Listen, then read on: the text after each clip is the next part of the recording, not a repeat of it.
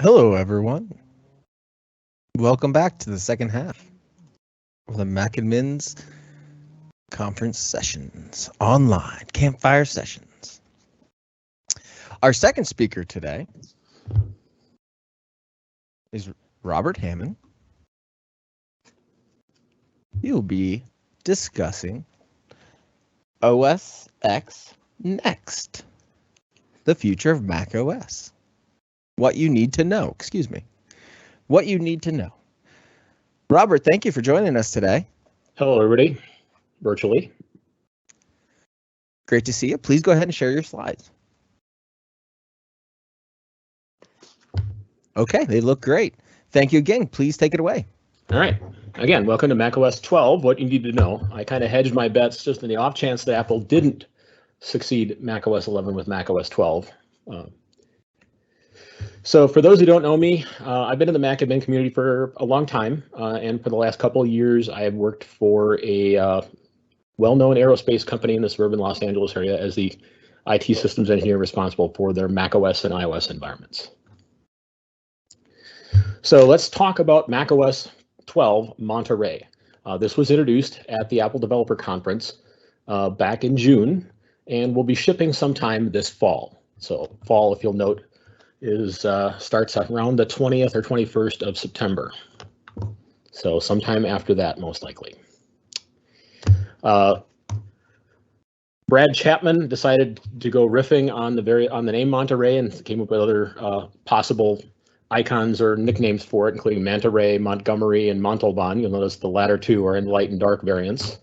Also macOS Mandalorian and macOS Montoya. Again, thanks to Brad Chapman for making these graphics.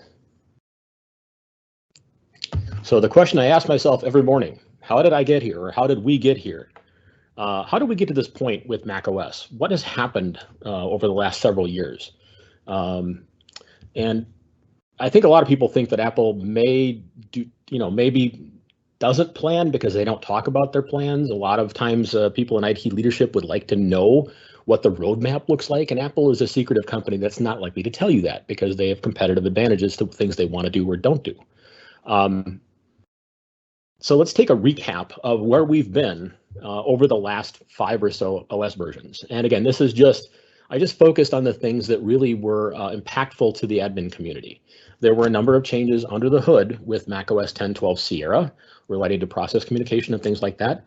Also introduced the new Apple file system. The old file system that Macs used since the late 90s was HFS Plus Extended Journaled, was still written for PowerPC. PowerPC and Intel had different processor architectures, so bit flips had to be done, little endian versus big endian.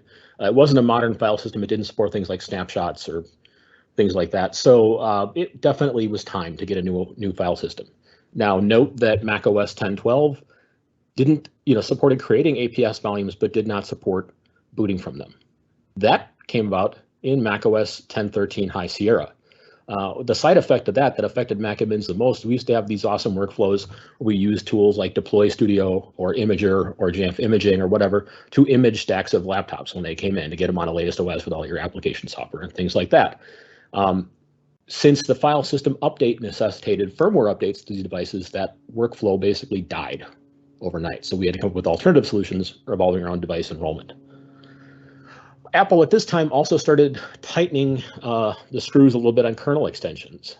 These are application pieces that run at the kernel level, most often used for like drivers for peripherals, but also for things like security tools and things like that. Because they ran at the kernel level, improperly coded or buggy or just bad kernel extensions could crash the system, kernel panic the system. So Apple said we need to kind of stop doing this for multiple reasons. One of them is stability, but also the possibility they're going to transition platforms. I really do believe that Apple's had it on their roadmap back since 2012, or since macOS 12, to migrate away from Intel processors. The big thing for MacAdmins and macOS 10.14 Mojave was the introduction of Privacy Preferences Policy Control, PPPC, otherwise known as Transparency and Consent Control, or TCC. This is where you would have to create profiles, or you get prompts to allow Terminal to access your desktop folder, your downloads folder, stuff like that. You could pre-authorize those using configuration profiles. I remember that was quite a hit and miss thing that people didn't really understand for quite a while to get that sorted out. Probably the biggest transitional release was macOS 10.15 Catalina 2 years ago. Among the many changes in that was the separation of, you used to have a single volume that had the OS and all the user data. So we took the iOS approach where the OS lives on one partition and the user data lives on a separate partition. And this did cause a little bit of fun with some disk utilities and things like that. The OS partition was also made read-only. And Apple also introduced the system extensions and network extensions and sort of gave the warning to developers that kernel extensions were going away. Fast forward to macOS 11 Big Sur. Probably the biggest change was the version number. We went from 10.15 to what was going to be 10.16 to macOS 11. And there were actually some good reasons behind that. It was getting really difficult to keep track of what the latest version of macOS was, because you would go through, 10, 15, 1, 2, 3, 4, 5, 6, 7, then you would have supplemental updates, then you have security updates, and, contrast that with iOS, where it's like, hey, I'm on iOS 14.7.1. So Apple said, okay, well, why don't we do this for macOS? Well, in order to do that, we're probably going to have to change the major version number. So that's what they did, which wreaked havoc on a number of different people's scripts they had to detect versions. I will only install if it's in this, if it's 10 dot whatever, greater than this. And when it changed to 11, it required people to go through and change their version detection scripts. Big Sur also introduced Apple Silicon support for the M1 based Mac Mini, MacBook Air, MacBook 13-inch MacBook Pro. It introduced a new update mechanism, which is borrowed from iOS, where the update downloads and begins to install in the background, and then will onto that signed sealed system volume, and then reboot to finish the update. The hope was that this would result in faster updates. The reality is not so much. Part of the changes for this, we lost the ability to have, go to Apple's website and download either a combo update or a Delta update for the OS. Again, we have that cryptographically signed system volume. Fun also fact is that Big Sur boots from an APFS snapshot, not the actual system volume. And Apple also made it harder. Kex could be installed and could run, but required a reboot to rebuild the kernel cache in order for them to load. They could not be dynamically loaded after installation. So that caused some issues for workflows. We've had some pain points with Big Sur. This is the first version of macOS that I've really run into this problem where, especially early on, it had problems updating itself. It would tell you updates aren't available. A lot of people had to do the work on to reinstall, downloading the full installer of the OS and reinstalling the OS just to get an update done. This was particularly prevalent before macOS, I think it was 11.2. Also, in the water is wet category, there were some AD binding issues if you're still binding Macs to Active Directory. We'll talk more about that later. But if you were creating a mobile account, the first time that mobile account logged in, you would get spammed with dialogues about missing login keychain. If you'd log out and log back in, it would solve the problem, but it was really not a good user experience for people when you hand them a new laptop and have them sign in and start throwing these errors. The Apple Silicon Macs also introduced some interesting differences. Instead of having a recovery partition, they have recovery OS that's part of the OS. It was missing, however, a couple of functionality things that were available on Intel-based Macs, which included being able to set an EFI or firmware password, as well as being able to send an MDM lock command, where the user would have to enter a PIN to unlock the device. That functionality was basically either not there or broken up until the release of macOS 11.5. 11.5 now has has not a firmware password, but a recovery password, and which can be set only by MDM. It can't be scripted. And it also now fully supports being able to send an MDM lock command. Alongside the other issues with Apple Silicon, there were some software update changes. We're going to talk about one of them in more detail in a little bit, but one of the big ones that was deprecated was the ability to run your own internal software update server and set a custom URL for updates to be downloaded from. So let's talk about macOS Monterey. The good news for all of us admins who have been kind of going through admin fatigue over the last few years is that there aren't as many significant changes as there were from all these previous OSs. Some people have even taken to calling it Snow Big Sur. This is reference to when macOS 10.6 Snow Leopard came out. It was basically a refined version of macOS 10.5 Leopard that had minimal changes. There are actually a few more changes in Monterey, but overall, I think the goal of the release is mainly to kind of get past some of these problems or difficulties we've run into with the previous OSs. So let's kind of delve deeper into the details. This is a really big deal. This is something that I know I personally have been asking for about 5 or 6 years, ever since looking at iOS. Let's say you've got a user that leaves the organization. They've got a functional Mac, but you basically need to get that Mac nuked and paved and reset up. So that involves either using Configurator and connecting this Mac, assuming it's a T2 or Apple Silicon based system, to your Mac via cable and holding in the right keys in the right sequence to use Configurator to restore software to the device. Or you can boot to Internet Recovery and erase the device and then reinstall the OS and then reprovision it. iOS has had this functionality for years where you could just go into settings, general reset, erase all content and settings, and it's basically like taking your iPhone out of the box new, except it's running the latest OS. So now Apple has added this functionality to macOS in a couple of different ways. The consumer model or approach is if you open the System Preferences app on macOS 12 Monterey, and then one of the menu bars, there's an item that says erase all content and settings. This, by the way, is something that you can suppress from end user machines in case you don't want users accidentally or intentionally erasing their systems. But I think far more useful to the admin community will be the management model where you'll use the erase device MDM command. They'll basically do the same thing. So what does it actually do? Well, it basically nukes the that user partition, leaving that cryptographically signed read-only latest OS in place. And at that point, when the system starts up, it should boot into the setup assistant and go through your provisioning process. This is something that obviously has been not 100% there in the betas, which is understandable, but it's something that people should be testing by now. One note is if people have gone in on Apple Silicon systems, especially not having that recovery password, and gone in and changed some of the security settings regarding boot security, turning that down, as well as allowing external boot. When you do either of these erase all content and settings approach or the erase device MDM command, it will reset those security settings back to the default of not allowing external boot and full boot security. Okay, changes to updates. So Apple really breaks this into 3 categories: testing, enforcement, or testing, deployment, and enforcement. So for a while now, we've had the ability in a restrictions profile to be able to set deferrals for updates. The default is 30 days. The maximum is 90 days. The MDM spec allows for any value in between. Some MDMs only have specific days like 30, 60, 90. So that's really an implementation detail on those MDMs. Something that people may not be aware of is macOS 11.3 allowed you to have disparate update deferrals for major versus minor updates. So if you're on 11.3 and macOS 12 comes out, you could defer that macOS 12 update from appearing in system preferences, but you could still allow the 11.5.1 update for macOS 11 to present itself. And by the way, I want to point out that these restrictions profiles that are in place only affect the software update command line utility or the system preferences software update preference pane.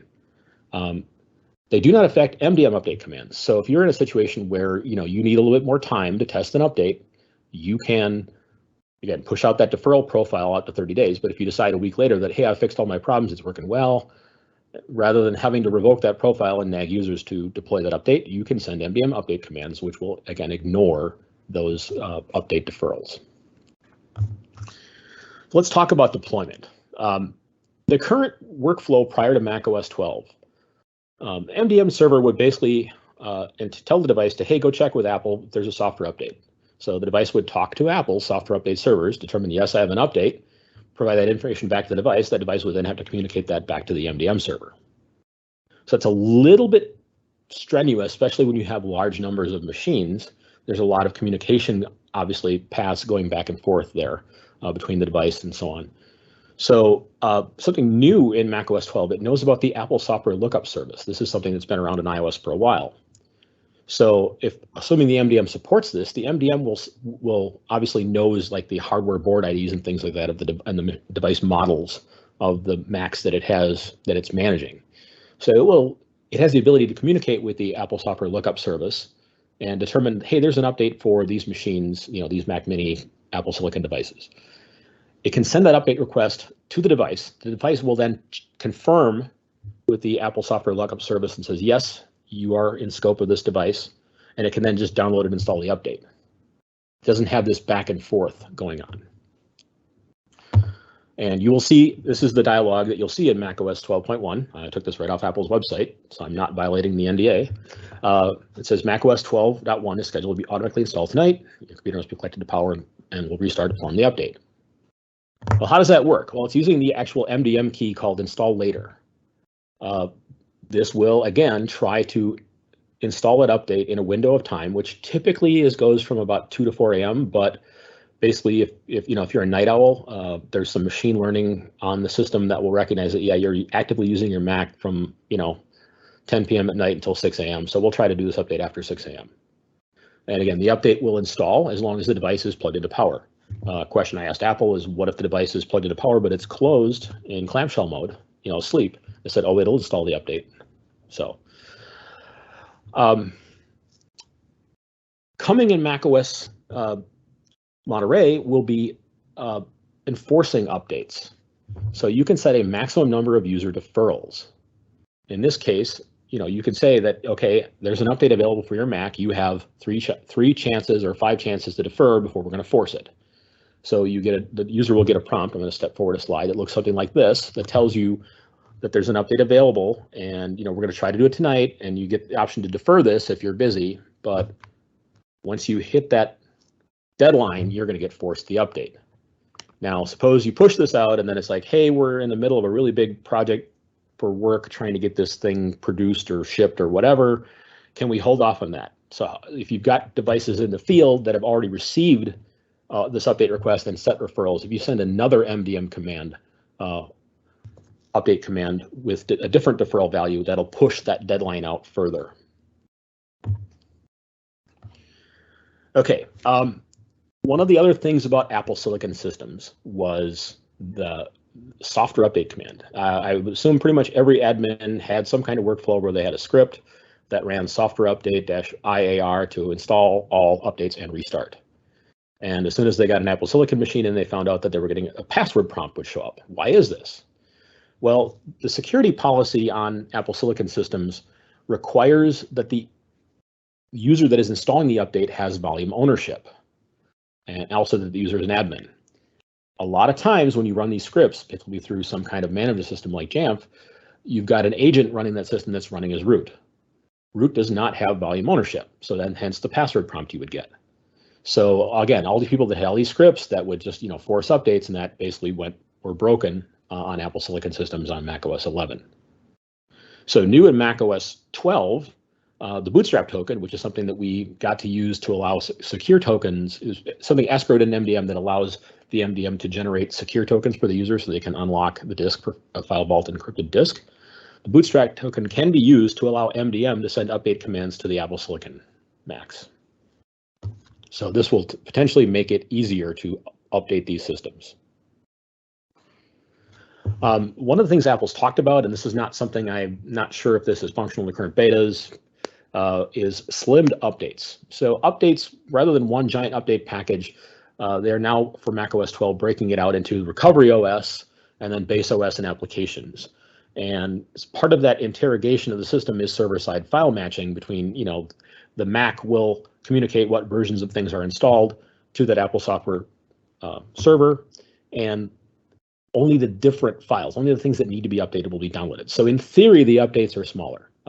Again, like the faster updates that we were promised last year, I think the proof's in the pudding. We need to wait and see, until after macOS 12 releases, but hopefully this will help reduce updates. Because if you've got a lot of devices, a lot of Macs, and you don't have a caching server, you could be using a lot of bandwidth pulling down these 2 or 3 gig update packages. Okay, this is a really, really, really big one. This is something that I've personally been asking for years, and I even took it off my wish lists because I figured there was no way in heck Apple was ever going to do this. and that is the ability to provisionally enroll Macs into Apple Business Manager or School Manager. Just like we've had with iOS, where you can use Configurator on a Mac, and as long as you have an account that is device, either administrator or device enrollment manager, you can use Configurator on that Mac to add that device provisionally to device enrollment, so it can undergo automated device enrollment rather than having to manually enroll the system. How this works with macOS 12, it's kind of the inverse. Instead of requiring a Mac running Configurator, it requires an iPhone on iOS 15 running Configurator for iOS. So once you get that Mac booted up, you have this Mac that's been purchased, say, from the Apple Store, so it's or maybe just like purchased from a reseller or whatever, so it's not in your Apple Business Manager account. Somebody went to an Apple Store with a P card and bought it. You've had to maintain two different workflows for automated enrollment versus manual enrollment. Well, this will help organizations be able to get all their systems into Apple Business Manager.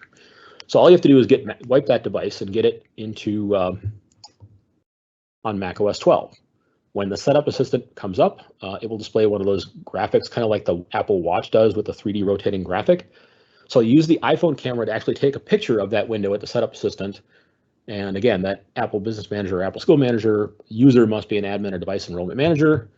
The device will then provisionally be added to enrolled for 30 days. During those 30 days, the MDM profile is removable.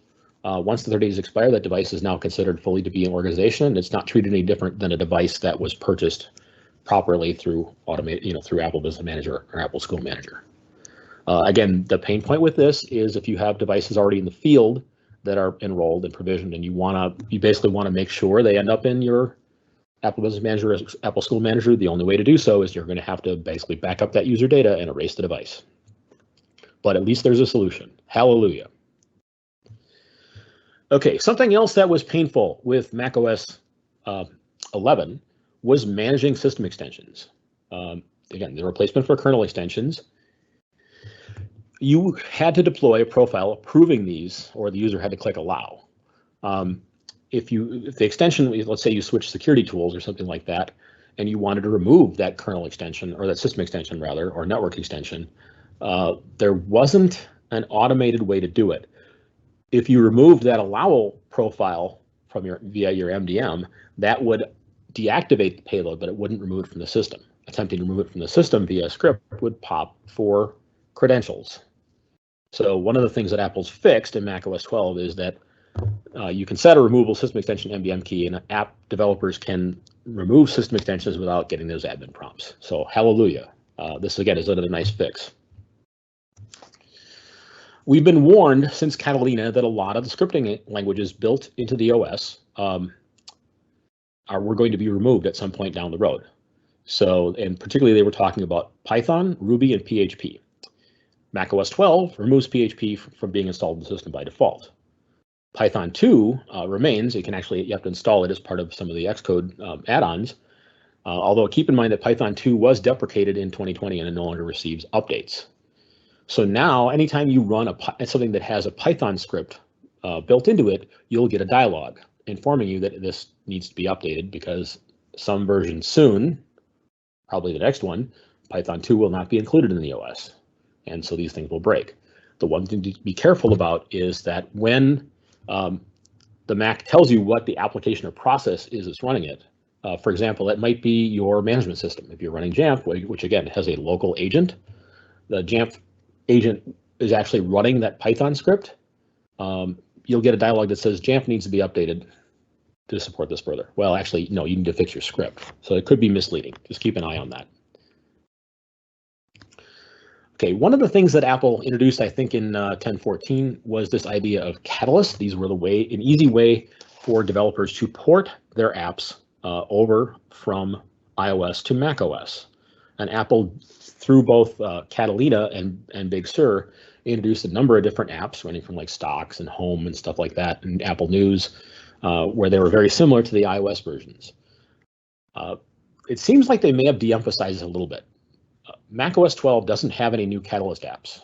So the question is whether or not this is a transitional technology, because you do have the ability to run iOS apps directly on Apple Silicon systems. So maybe that's the solution going forward.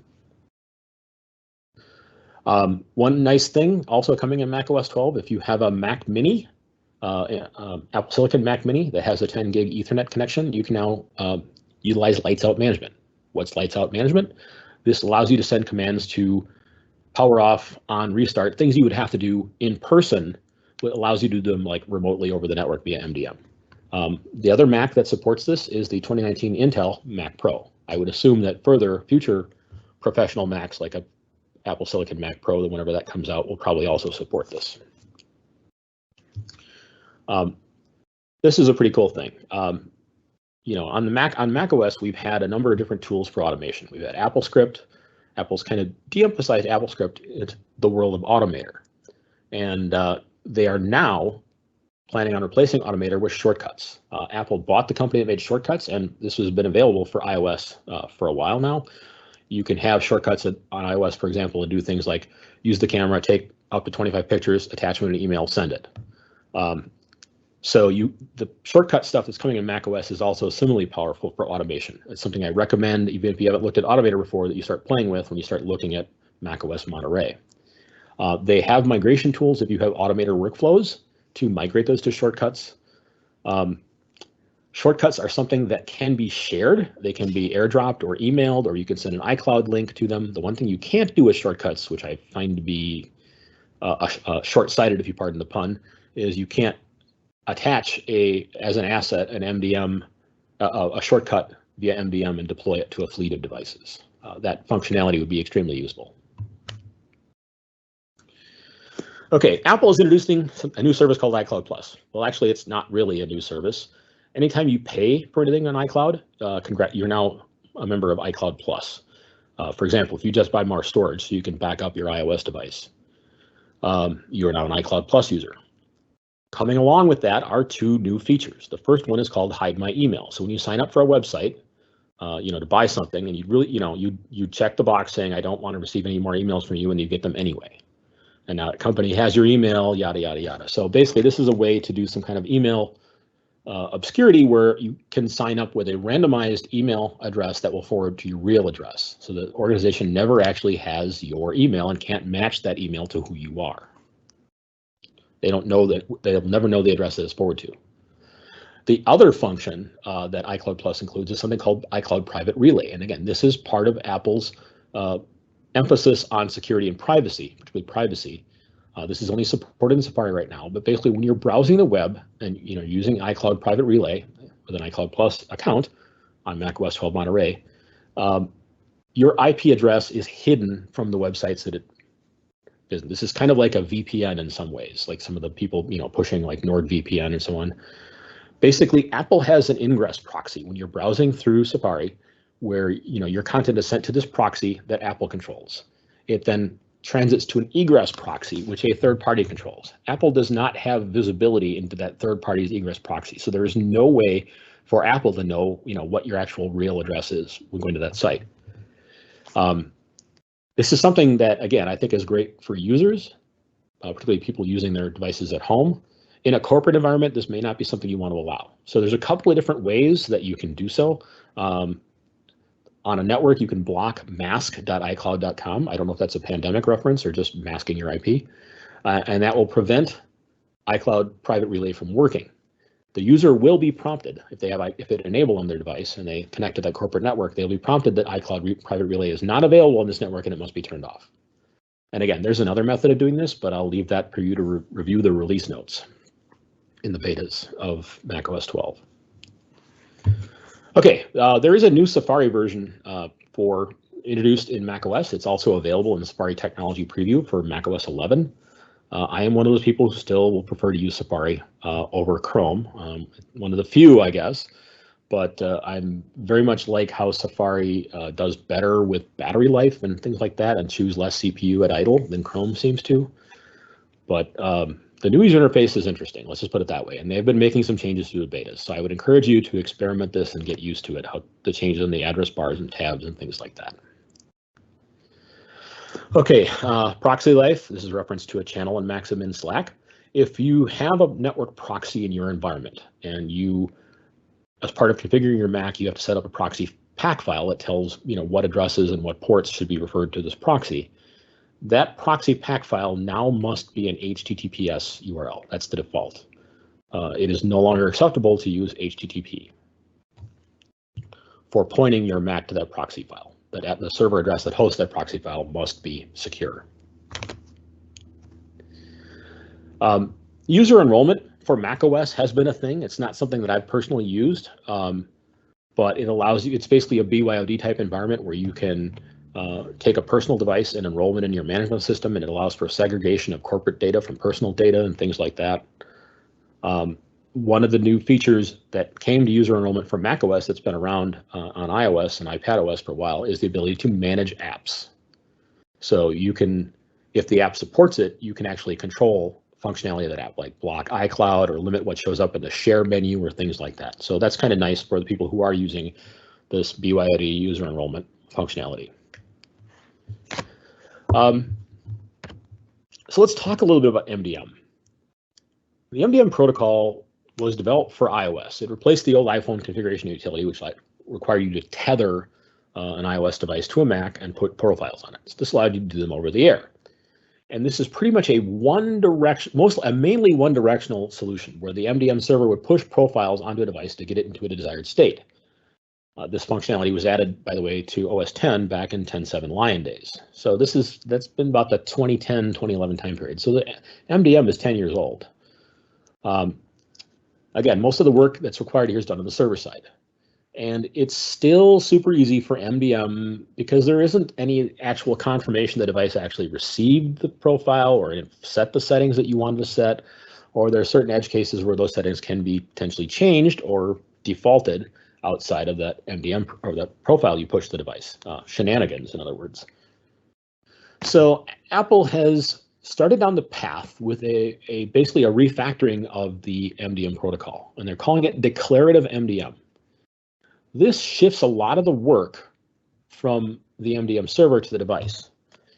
And it changes the paradigm from being reactive to declarative. You know, the device reports to the server and says, hey, this is what's going on. The server reacts and pushes a profile or repushes them down. This is more declarative. The server will declare what should be, and the device has some intelligence that knows how to set these settings. And again, the device can, a lot of times with MDM, too, that device might check in only like once a day or something like that.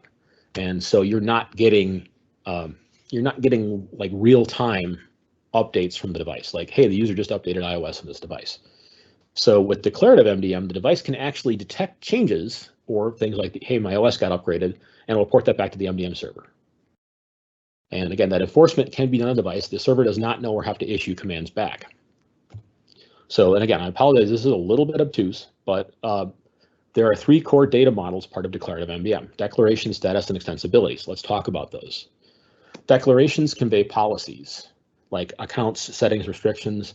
These can be across the board for all devices or specific to certain devices or certain users. These declarations themselves have four different types: configurations, which are similar to what configuration profiles now, except Apple's switching from using XML plist to JSON files.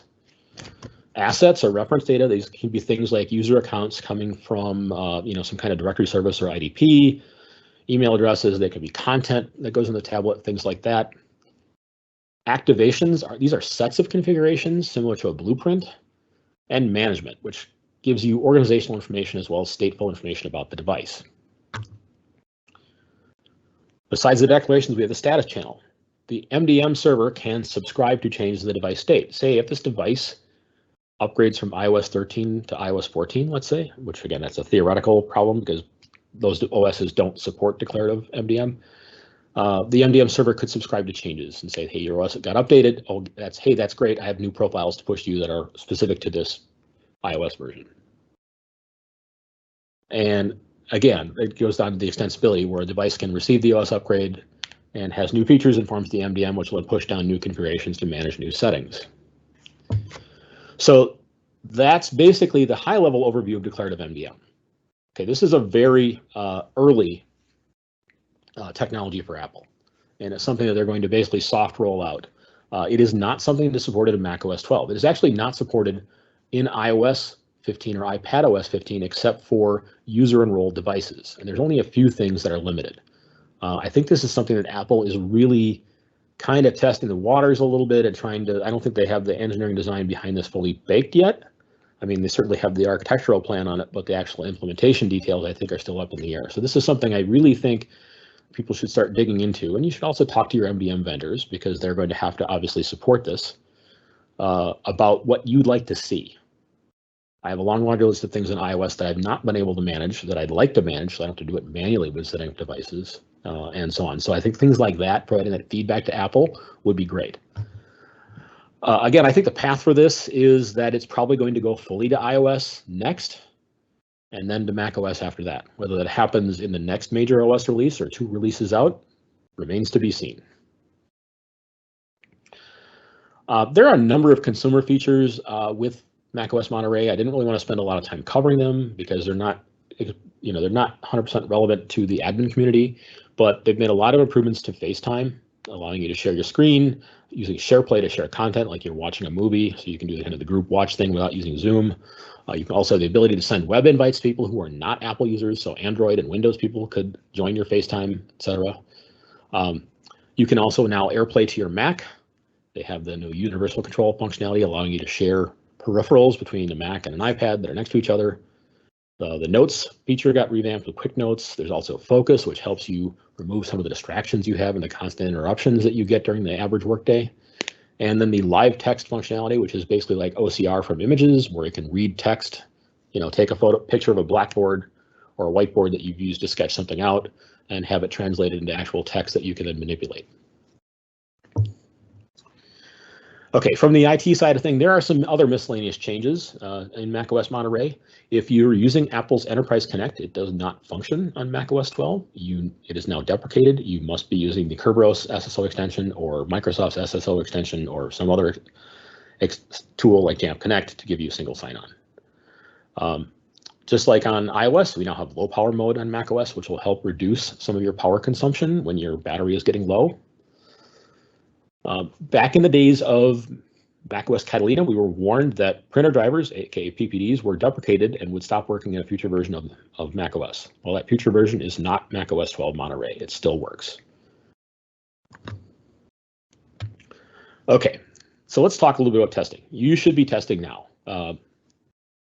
You should have probably downloaded the beta update within the first week or 2 of WWDC, the beta 1 update, and installed it not on your daily driver, but on a test device. And you should be testing it on an ongoing basis. New beta comes out, like beta 4 this last week. Find some time to download it, update it, see what works, see what's broken, see what's new, and so on. Something that's helpful for you to determine when updates come out on MacAdmins Slack, join the Apple Dev RSS channel.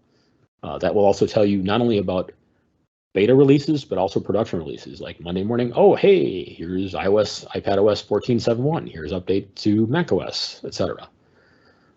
Start that channel. And again, you should also not only be testing the major versions, but you should probably test some of those updates that come out through the year, particularly in the springtime, because Apple tends to introduce new features in point updates, which may cause you pain if you're unaware of them.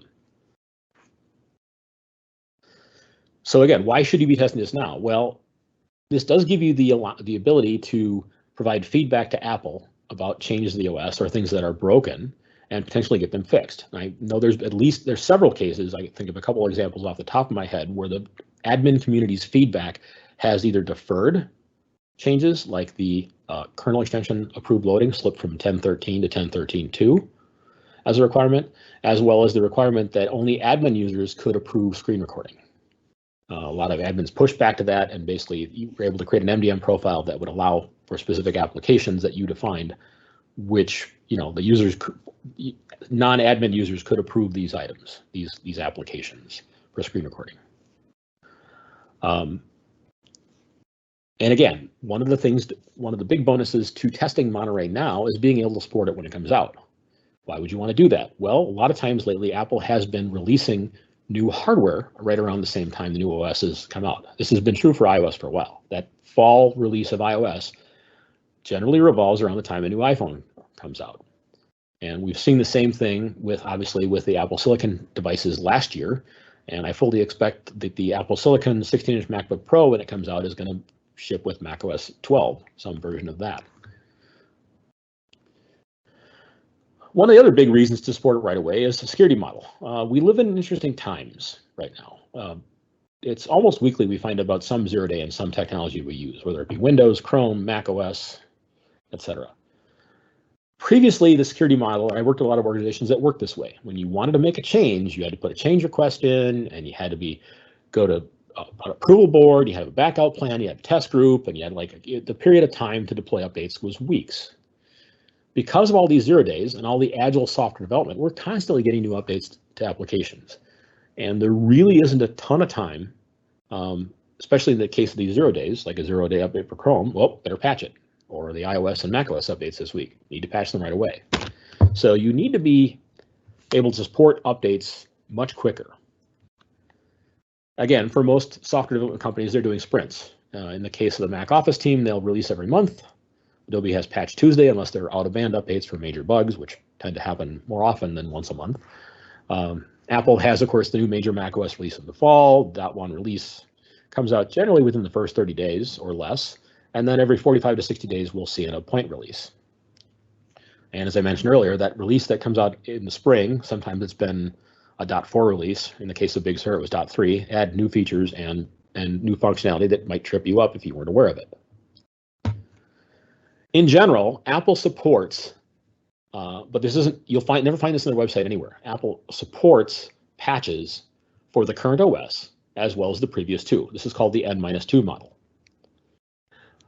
But the challenge is that when Apple releases fixes for things, their main focus is on the currently shipping OS. And whether or not they patch that older OS is dependent upon how serious the vulnerability is and how much customers scream about it. So the reality of it is, if you want to have the most secure Mac, you have to be running the latest OS with the latest apps. So a lot of organizations have taken this approach where we support only the shipping version of the OS. And when the OS ships, that's our base. That means you have to be ready at day 0. So what Macs can run macOS 12? Well, it's basically anything that's generally 2015 and up, as far as when the model number, not necessarily when it was built. The exceptions to that are the 2013 Mac Pro, which was sold until 2019 when it was replaced, and the 2014 Mac Mini, which was sold until 2018.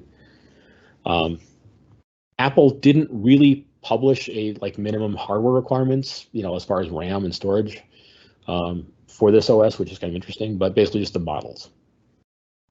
So how do you get Monterey? Well, there's multiple ways you can do this. You can have a developer account, which has some advantageous functionality, like you can get certificates where you could sign and notarize your packages or applications and things like that. That's $99 a year. The public beta is also available. Generally, it's not right away. It took, WWDC was in early June, and I think it was July 1st this year when the macOS 12 Monterey beta came out. You can also use the seed util command, at least in theory. I have not tested this with Monterey, but I don't see why it would not work.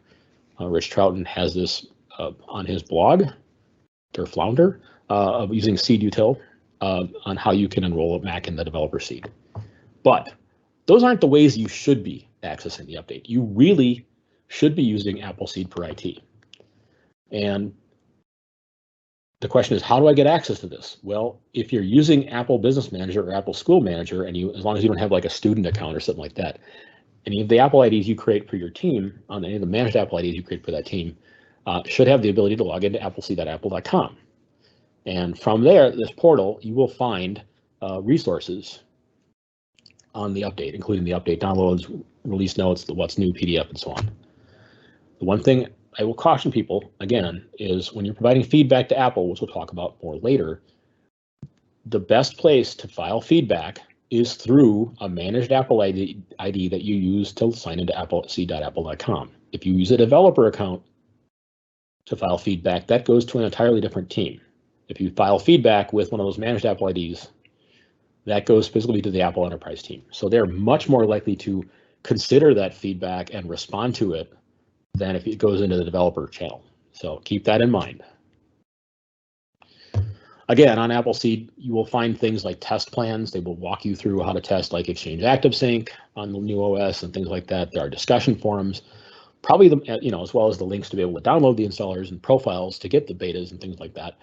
probably the most useful thing Apple publishes is the What's New for Enterprise and Education PDF, as well as the release notes for the various beta versions. You want to read that. A lot of the information that I've covered in this session is mentioned there.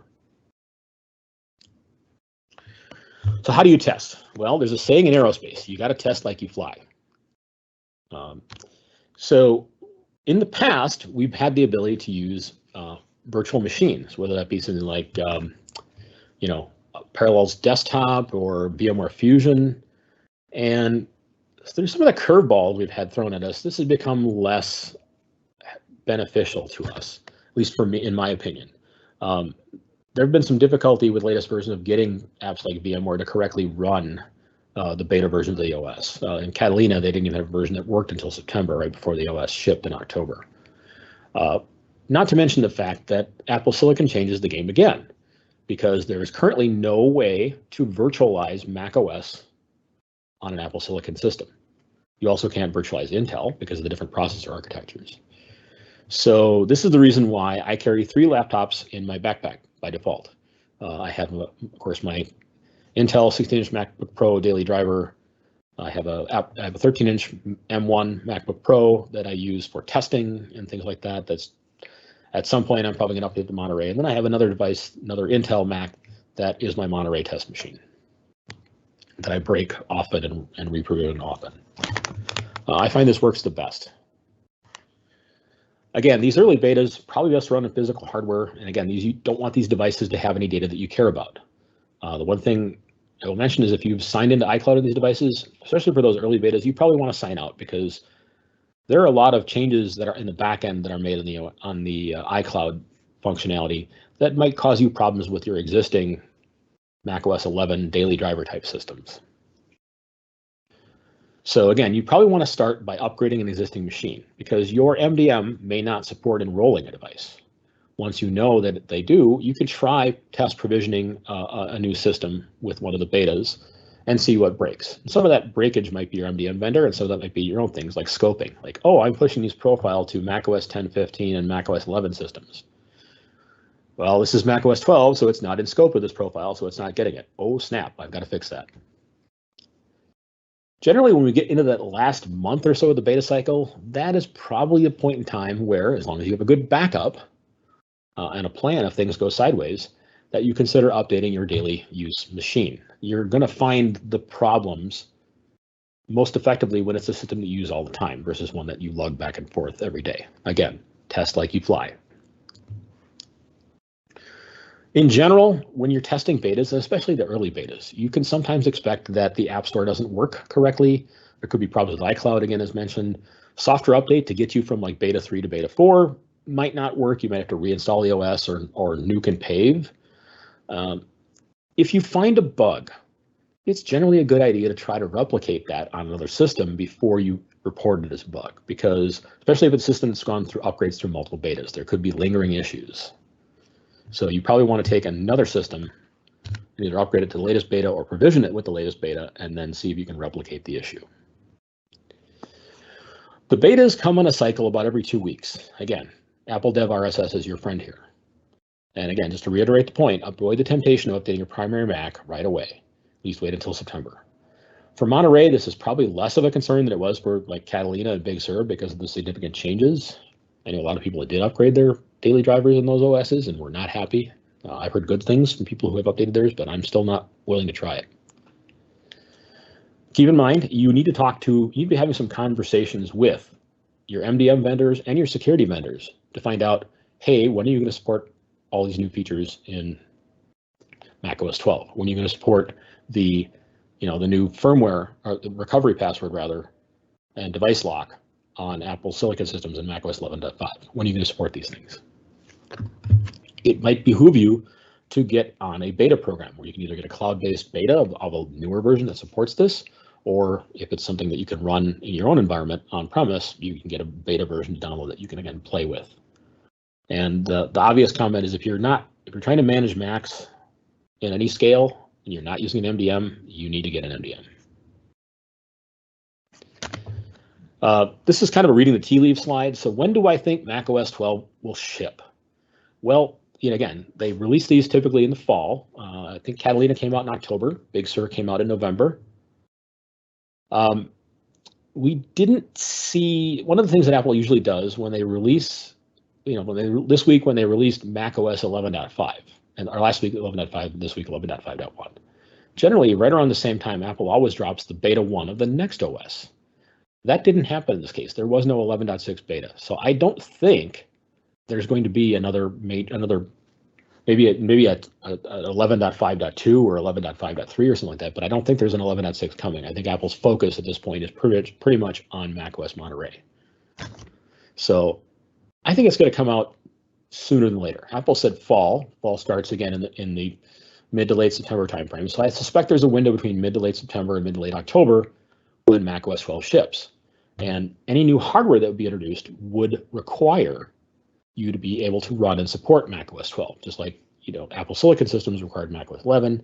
The latest forthcoming Apple Silicon systems will probably require macOS 12. If you're an organization that may not be able to support this right away because of whether you don't have time to test, you've got software or tools that don't know if it'll work on that and stuff like that, it would behoove you to attempt to stockpile hardware, figure out what your burn rate is, how many new systems you provision in a month, and stockpile hardware so that you have systems. Because some systems, new hardware is going to require the new OS. At some point in time, usually within 30 days of the OS shipping, Apple will start shipping all new hardware with it. Apple will strongly discourages downgrading on systems that could run macOS 11. It's really convoluted to try to do that, and we should probably pretty much focus our energies on getting the testing done so you can run the latest OS. Part of the problem with, of course, today with trying to stockpile hardware is that, with the chip shortages that are going on, it's difficult to actually get hardware. We've seen lead times of 2 to 3 months for things like docks and displays and PCs. Apple's been better than the industry, but still sometimes challenging. It can be a month or 6 weeks or more to get stuff in. So you might want to try stockpiling things anyway. While you're doing your testing, it's also a good time for you to take a step back and evaluate your environment. What kind of things are you doing? Are you still binding to Active Directory and using mobile accounts? Well, it's probably beyond time for you to stop doing that. There are only 3 certainties in life: death, taxes, and the fact that Apple will break Active Directory binding or in some way with a new OS. So there's a lot of pain points associated with Active Directory also and mobile accounts, primarily revolving around password changes, file vault pre-boot volumes, and keychains. So the SSO extension and things like that is a great alternative solution which allows you to use a local account on the Mac. Should probably move to that going forward. Maybe tie that on to something like Azure AD or Okta or some other IDP that you're going to use. Are you happy with the security tools that you're using? At what point in time did these security tools support Big Sur with system and network extensions and not kernel extensions? When did they support Apple Silicon? If you've got vendors that still haven't delivered a release product by now, you should probably look for another alternative provider. A couple of tools I want to mention while you're evaluating your environment. Apple has a knowledge base article, and I forgot to put the link in the slide here, that talks about the ports and servers that require full access in order to be able to do things like enroll Macs, personalize Macs, etc. They update this knowledge base frequently. They don't publish a change log, which is a point of frustration for me, but they do have a couple of different tools besides that Apple KB article. There's a tool that Apple Professional Services has developed called the Mac Evaluation Utility. And this will run a number of tests on it. You used to have to get this from your SE, and it is now accessible. There's an MEU, Mac Evaluation Utility channel in MacAdmins Slack, and with the link posted in the header. You don't have to write this thing down. Just join the MEU channel on MacAdmins Slack, and the link is posted it's starred as a tagged item. Two Canoes also has an application. By the way, this tool will run and it'll check a number of things like, are you managed by an MDM? Is your MDM server reachable on the internal network, outside the network? Are all these Apple services and servers available on these ports accessible, or are there problems with them? Another tool that I used to use this a lot as a consultant was from Two Canoes, a tool called Push Diagnostics. You can get this from the Mac App Store. It's donationware, and it's a tool that will do some of the same things with the server names and ports. I'm going to give a shout out also to something called the macOS Security Compliance Project. So if you've ever heard of things like, DysStigs or CI security, where they would have guidelines and benchmarks for security settings on macOS, these things have been around for a while. And the problem is that a lot of the organizations doing this did not have people who are really hardcore Mac people developing these standards. So they would have documentation and things that need to be changed, but you'd have to figure out how to actually implement that in your environment. Furthermore, these organizations would take a lot of time to qualify a new OS. They never really kept up with the changes that Apple made, as far as releasing new OSs every year. So in response to that, a number of MacAdmins working for some of the US federal government agencies in conjunction with Apple have created this security compliance project, which is an open source tool. It basically lets you evaluate your current security configuration against various NIST and DysStig and other guidelines. You can also create your own custom guidelines. This tool, after running your system, will do things like generate guidance. It'll actually give you scripts and configuration profiles to implement these security settings, recommended security settings. And the people that are doing this, again, are some really smart MacAdmins like Alan Golbig, Bob Gendler, Dan Brzezinski, et cetera, and some other people at NIST. They are MacAdmins. This tool is by MacAdmins and for MacAdmins. They've actually got support in preliminary form for macOS Monterey. So I highly recommend checking out the macOS Security Compliance Project if you want to help secure your environment and tighten it down further. Okay, talking about testing, it's really difficult for you to test how well provisioning is working with an OS if you don't have a documented process. You need a run book that tells you when a new system comes out of the box and it's enrolled in our MDM, what happens. What settings are installed, what profiles are installed, what applications are installed, how is the user account created, document all those stuff. And then that allows you to refer back to that when you're testing the provisioning.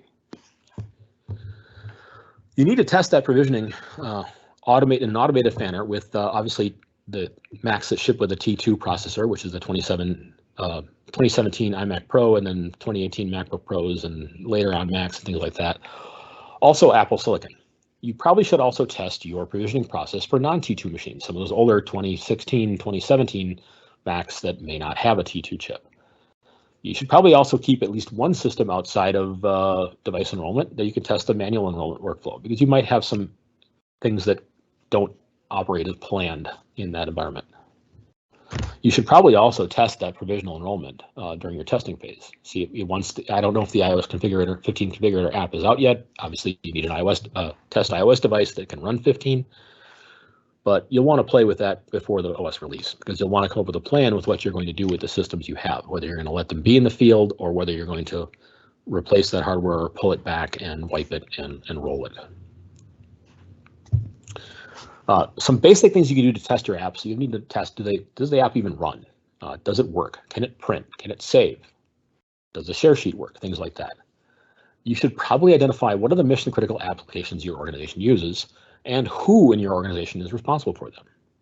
So, things like, hey, we use Microsoft Office, we use Teams, we use Chrome, who are the point contact people for this? So if something doesn't work, we can reach out to Microsoft or reach out to Google or, fix our internal websites so that things work with a later version of Chrome, things like that.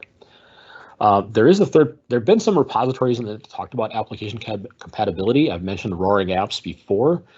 Sadly, they do not seem to yet support macOS Monterey. They do distinguish between what applications are supported for Big Sur and whether Apple Silicon or not. But I would anticipate that they will update the site soon to support Monterey. When we get to the last month or so of the beta cycle, you probably want to have more than just you testing the OS, because IT people tend to live in a very narrow world of things they work in. Obviously we're using email and we're using Office and things like that and browsers and stuff like that, but there are other apps that your organization may use.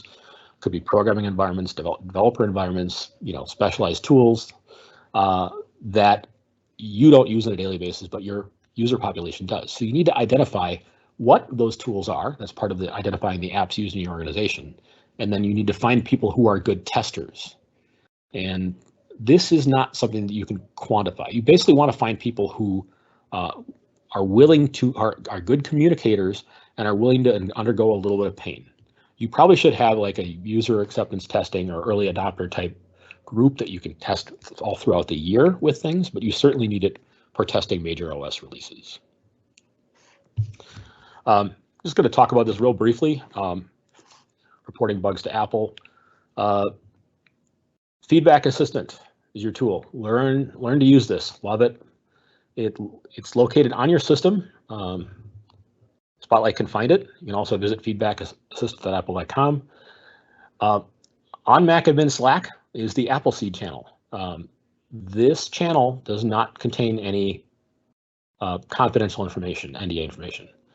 It is a gateway to get you to the channel that exists that does have this stuff. So you have to join this channel first, and you have to meet the requirements to be able to be added manually to the other channel. So you want to join there. And once you get into that other private channel, you will then see people will be reporting things and say, hey, I filed this feedback about this feature. Can you please duplicate it? Things like that.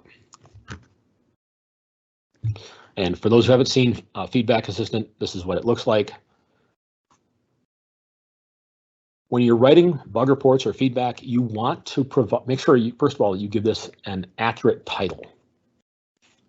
This sucks, isn't good, isn't helpful.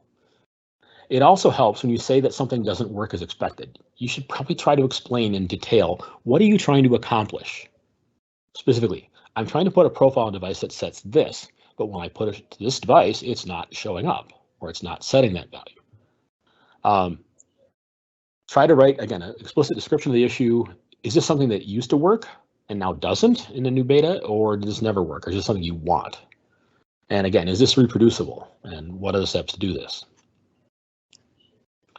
Things that are helpful, screenshots, videos, any sample scripts, code, test cases, error messages can be beneficial.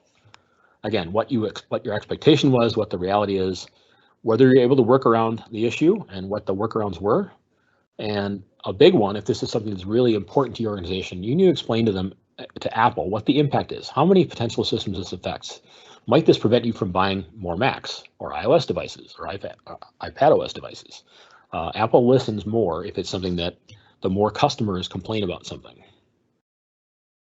When you run that Feedback Assistant, it runs something called sysdiagnose. This is something you can also run from the command line. This is a tool that will generate a rather large collection of diagnostic information and logs from a Mac. Again, you can do it through a keyboard shortcut or running the sudo sysdiagnose command. And if you work in a high security environment where leaking details of your internal network configuration, domains, servers, you might not be able to use sysdiagnose. The other challenge with sysdiagnose is being that they're several hundred megabytes, they're not something that typically can be emailed. So a lot of times when you're working with Apple on this, particularly with AppleCare Enterprise, they will send you a support link that you can upload these large files to your case directly. And sysdiagnose also does exist on iOS, by the way. Again, if you find something that's like a real showstopper for your organization, make sure you file that with your Apple Business Manager account. Don't use the developer ID. File that feedback for every beta release. Beta 4 reported this other feedback, still broken. Beta 3 still broken into beta 4.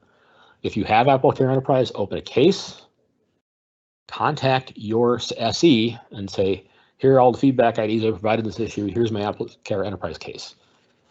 SEs have a way to escalate significant issues.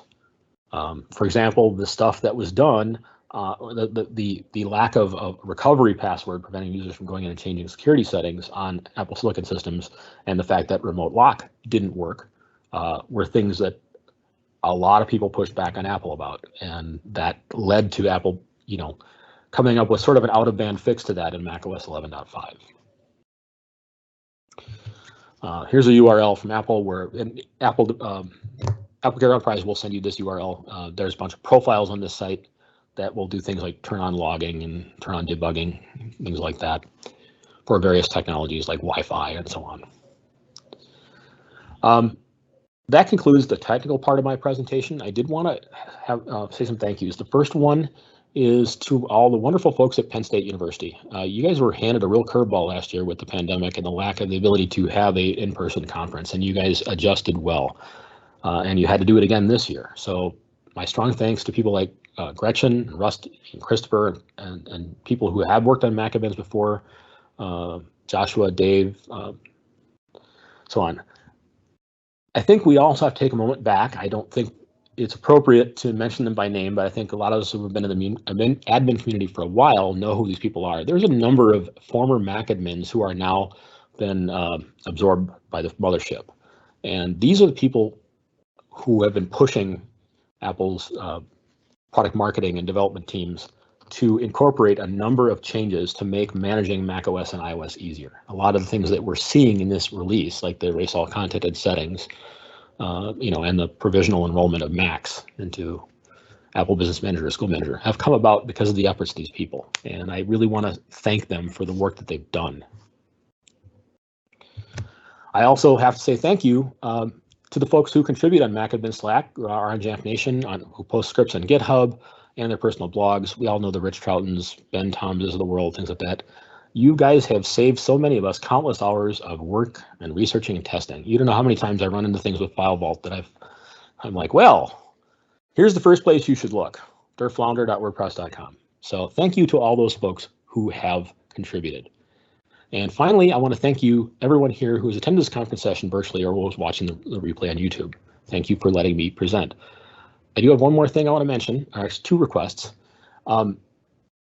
Recently, somebody in the MacAdmin community named Anthony Reimer, Jazz Ace, who has been around, attended the conference several times and actually run a conference of his own, put up an interesting blog talking about sort of the changes we're seeing. The MacAdmin community has been around for a while, and we're seeing, we've seen some people who've been admins in the community pass away. This is not something unique. This is obviously something that have part of life. We see people retire, and we see people coming into the community and things like that. It was a really thought-provoking article, and I'd like people to read it. And it talks about, some of the transient nature of, there are some people who've been MacAdmins like myself for years, and there's some people who it's a point in their life and then they move on to work on something else in their professional life. But he had some interesting takes of that. And following that, I'd like to ask people that one of the great things about the MacAdmins community is really how great it is. I have been part of online communities for many years. There are some that are fairly toxic. I don't really want to name names, but some of our counterparts, maybe on the Windows side of things, have their own channel, and it's not as helpful as the MacAdmin community. The community only remains strong by people adding to it. So I would encourage you to find some way that some project you've worked on, whether it's qualification of Monterey, things you discovered that worked in your environment, didn't work in your environment, post that on MacAdmin Slack, put it on Jamf Nation, write a blog post about it. Nobody's going to hammer you for something. I've seen some blog posts that were fairly basic, but even I've learned things from them, being in the community for a long time. Just because you've been here a long time doesn't make you an expert. And so I think the voices of people in the community and continuing to add new voices to the community is what will make the community continue to be strong and thriving. So with that, I bring you to questions. Fantastic. Thank you, Robert. Well said. Well said. The first question we have is, will Erase All be available for Intel Macs on Monterey, being an educational institution on limited budgets? Yes. Yes. All right. Perfect. It's not an Apple Silicon feature. The only call out specifically to Apple Silicon is Apple Silicon systems will erase those, will ensure those security settings are erased. And I can tell you, too, that I have done some testing on Intel systems, and if you do the full boot to recovery nuke and pave that way, those security settings are reset as well. There are other workflows that people have done where they just erase the drive and run, and like booted from an external drive. They had external boot enabled, and they booted from the external drive, and then they ran the install macOS Big Sur. Those security settings are not reset on Intel systems. So, I've discovered that accidentally in going through some reprovisioning testing back in the early days of Big Sur. So. Okay, great. What if a machine is running a background process that doesn't have an Aqua interface? Will it update anyway because there's no user input, so it thinks it's inactive? we're talking about some of the enforced updates. I believe so. Yeah, I'm guessing that process is going to get killed, particularly if it has no interface. And I think when you get to that mandatory count, I think when you get to that, I know for sure when you get to that mandatory countdown, it doesn't matter if you have Word open with an unsaved document, the machine's getting rebooted. Okay, so great point. Test and feedback. Yeah, I think the install later it works the same way as well, but I haven't tested it obviously. Okay. Is Apple able to see what I'm searching for on the ingress proxy? I don't think that information. Well, again, if you think about how it's working, it's pretty much that ingress proxy is just actually passing the content onto the egress proxy, which is then sending it, for example, to Google. So I don't think Apple has. Apple might. I think out of that, because it's encrypted, I think only Apple knows the IP address you're coming from. It doesn't know the address that Google is seeing because that's going out the egress proxy. So I think the answer to that is no. Okay. What is the amount of time between software update deferrals? Is there a way to specifically schedule a time when to install software update? I think that's a daily thing. So if you set the deferrals to 5, I think it's 5 days. Okay. Jesse asked, now with Apple Seed for IT, if you are not deploying apps, is there still a good reason for Mac supporters to keep a developer license? In the early days of Jamp, it was needed for push certificates, but with Apple Seed for IT, I'm having a hard time finding one. Yeah, I think, again, the reason why I have it is because I do use those developer certs to sign packages, create my own signed packages, and to notarize applications and things like that. If you don't need to do any of that stuff, then you probably don't need it. Okay. Very good. Just a point of clarification from Stormy Daniel. Did you say macOS 11 or 12 can support MDM profile to approve TCC or PPPC for screen recording? So you can't pre-approve it. What you can do, and that is a point of contention. Apple's never going to allow it. But I would like to think there'd be a way. And they have their reasons for not wanting it there because they don't want people accidentally, getting their stuff recorded, what they're doing, spied on by some kind of malware or rogue developer. But it sure would be nice if organizations could allow pre-approve things like Teams screen recording, for example, for supervised devices owned by that organization, enrolled that way. What Apple did with macOS 11, they were going to require people to be admins to be able to approve these things. So if you have a fleet of people who are not admins and they use Microsoft Teams and approve screen recording to share their screen, then they would have to be an admin. And again, there was huge pushback from the admin community. So basically, Apple allowed you to build a profile. It didn't pre-approve the screen recording, but allowed non-admin users to approve the screen recording for the apps that you specified. So there was a community source profile that literally had every, Zoom and Teams and whatever, all the things. You could pretty much just take that and push it to your, upload it to your MDM and push it to your systems, and they would then, non-admin users could approve it. But no, there is no way to pre-approve screen recording itself, which is unfortunate. Okay, very good. Tobias says, I only see macOS customer beta access utility in Apple Seed. Is there a full installer available? Apple will sometimes release full installers for certain releases and sometimes not. Generally, you tend to get those later in the beta cycle. If you're unfamiliar with the site, Mr. Macintosh, Macintosh.com, Ryan does an excellent job of documenting these things. Documenting whether a full installer is available, what the new betas are, what the links are to the release notes, and things like that. So 2 requests, our response on your 2 requests, preach on, we're with you all the way. So it's great to see that. And with that ends the Q&A questions we have for today. So Robert, I just want to say thank you again for presenting today. It's been a real pleasure. Well, thank you for having me. I appreciate the opportunity to present. I personally do enjoy giving back to the community. I was very earnest in my statement about giving back. It's something that I realized that a number of years ago, having been in the community for a while, that it would. You tell you what, when you have to either write a blog post or present, it requires you to be focused and organize your thoughts and to learn new skills that you may not already have. So you're doing this to give back to the community, but it's also helping you in your career. That may not be an intentional thing like, getting a certification or something like that might help you more, but it is a side benefit of doing something like this. And I get to talk to Rusty and Gretchen all the time, which is great. I'm really looking forward to seeing many of you all next summer in State College. Fingers crossed.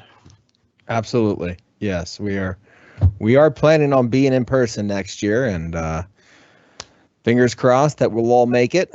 So certainly looking forward to seeing everyone in person again. It's been too long. So anyway, thank you again.